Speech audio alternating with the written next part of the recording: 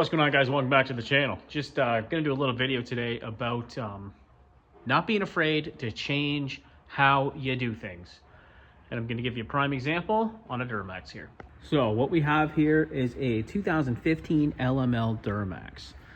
And I just got done adjusting the valves on it. Factory way to do it is to line up this mark with this mark on the timing housing or the timing case. And depending where you have it, that'll put cylinder 1 at top dead center.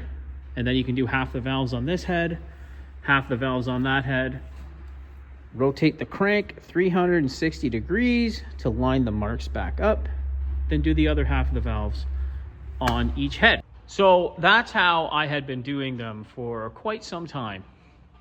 Till one time I had some problems.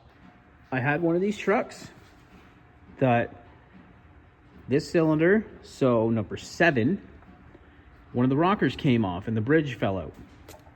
I thought, hey, how the heck did that happen? So I put everything back together. Nothing was bent.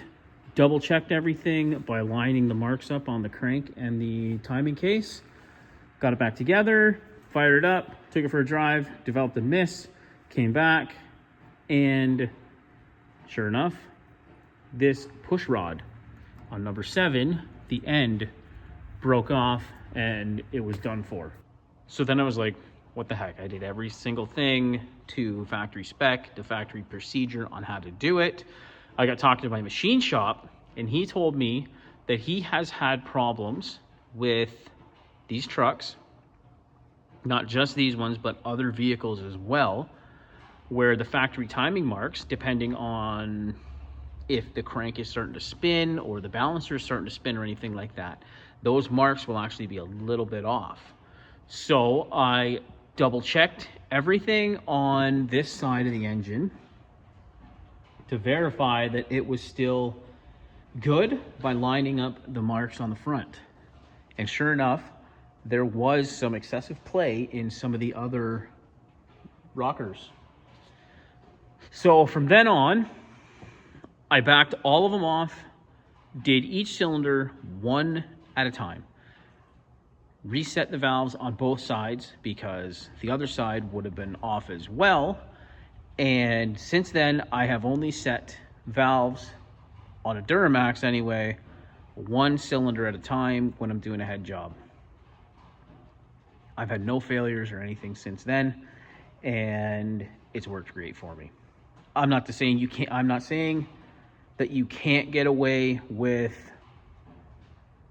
doing it the other way, like as the factory calls, but it very well could have just been that one truck had some issues and it didn't line up right. Didn't line up right. Didn't work out for me. So hopefully you've got some tips from this video, learn from my mistake, and it can help you out on doing your valve adjustments on your Duramax, because you got to pull the injectors and everything out anyway to even get at the rockers. So you can easy enough slide something down in on top of the cylinder, turn it over, watching the valves till they're both closed and the piston's coming up. So that means you're coming up on compression, and just measure it or feel when it stops going up. That will be your top dead center. So thanks for watching. Hope you enjoyed this video, and we'll catch you on the next one.